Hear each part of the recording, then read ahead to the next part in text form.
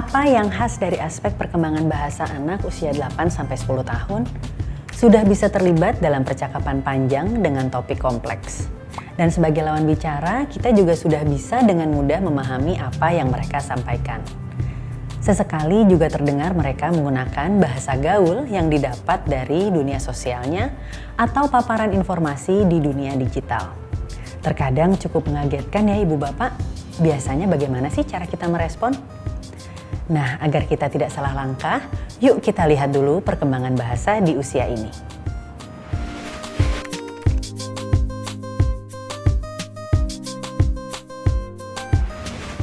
Bagaimana ciri perkembangan bahasa anak usia 8-9 tahun? Pada usia ini anak menunjukkan mampu berkomunikasi dengan baik, menggunakan kata lampau dan akan datang. Mereka juga sudah bisa menempatkan kata dengan tepat. Memahami dan menggunakan tata bahasa yang benar dalam percakapan dan tulisan. Sesekali terdengar juga menggunakan kosakata baru yang kita tidak menyangka mereka sudah bisa menggunakannya dalam kalimat. Misalnya, ayahku mencari nafkah dengan bekerja di pasar. Menggunakan bahasa gaul dan kadang mencoba menggunakan kata kasar.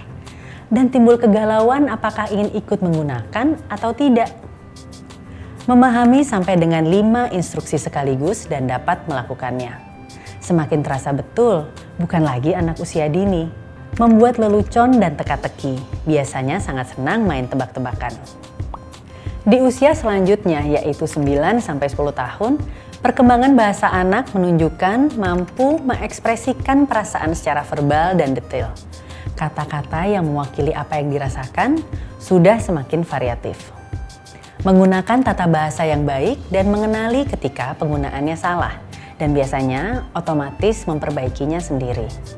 Koleksi kosakata bahasa populer atau bahasa gaulnya sudah semakin banyak untuk digunakan dalam komunikasi sehari-hari. Paham dan menggunakan ragam sudut pandang orang lain dalam berkomunikasi. Dan menyertakan penekanan mana yang menjadi sudut pandang dirinya yang berbeda, misalnya dari temannya. Menggunakan humor yang tidak masuk akal saat melontarkan lelucon dan teka-teki. Mereka paham bahwa itu hal yang tidak masuk akal, tapi bisa digunakan untuk bercanda saja. Wah, semakin terasa sudah jadi kakak-kakak besar ya mereka. Bangga ya Ibu Bapak. Setiap fase selalu ada tantangannya. Mari selanjutnya kita simak yang berikut ini.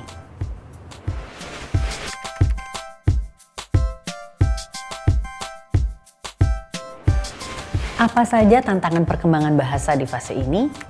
Mari kita lihat beberapa situasi berikut ini yang diceritakan oleh ibu bapak pendidik berdasarkan pengalaman sehari-hari. Murid sudah mulai tidak menunjukkan minat pada kunjungan ke perpustakaan sekolah. Tidak seperti sebelumnya, bahkan berlomba-lomba mengusulkan buku yang akan dibaca oleh saya. Apakah ada yang mengalami hal ini juga? Wah, siapa yang dalam hati menjawab? Sama. Hal ini tentu dipengaruhi salah satunya oleh keterampilan mereka yang sudah semakin baik di fase ini. Belum lagi bersaing dengan kegiatan literasi lainnya, yaitu menonton video atau film. Sehingga sebagai pendidik, kita perlu lebih kreatif lagi mengemas kegiatan membaca. Karena tentu murid pada fase ini masih terus perlu mengasah stamina membacanya. Hambatan lainnya, aktivasi membaca di rumah juga sudah berkurang karena terlihat anak sudah lancar membaca. Jadi mari komunikasikan dan kolaborasikan dengan wali murid di rumah agar tetap mendorong dan menguatkan aktivitas membaca. Tantangan yang kedua adalah karena perkembangan bahasanya sudah semakin baik dan percaya dirinya juga meningkat, murid kerap kali bercanda di situasi yang tidak tepat. Misalnya saat ibu bapak sedang menjelaskan pelajaran atau dalam suasana yang serius. Terkadang kita marah atau terganggu dengan celetukan mereka. Hal itu wajar. Jika ini terjadi, coba kita ingatkan lagi kesepakatan dan keyakinan kelas yang sudah pernah dibuat bersama.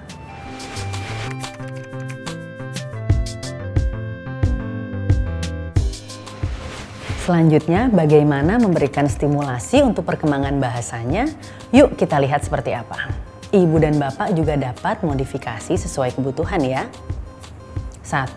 Ajak peserta didik untuk membacakan cerita, menceritakan kembali, atau membuat cerita sendiri.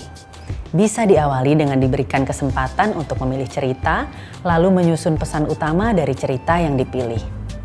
2. Ajak peserta didik beraktivitas dengan beberapa langkah pengerjaan. Hal ini akan membantu mereka dalam menyusun strategi, terutama saat harus berhadapan dengan teks-teks panjang. 3. Ajak peserta didik membuat jurnal berisi pengalaman hariannya. Ini juga menjadi kegiatan menarik. Ditambah mereka bisa menghias dan berkreativitas secara visual juga. 4. Gunakan humor sebagai cara merekatkan hubungan guru dengan murid. Contohkan kapan momen yang tepat untuk mencairkan suasana. Ingat, hubungan yang hangat adalah modal yang baik untuk mengatasi berbagai masalah. Ibu bapak menjadi panutannya. 5. Buat dan ingatkan kembali kesepakatan dengan anak terkait interaksi di kelas.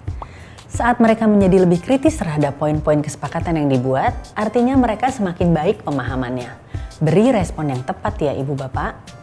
Kemampuan berbahasa dengan baik berawal dari teladan positif yang ada di sekitar peserta didik kita. Mari berikan contoh terbaik buat mereka. Tetap semangat ya ibu bapak. Apa yang akan dipraktikkan di kelas besok?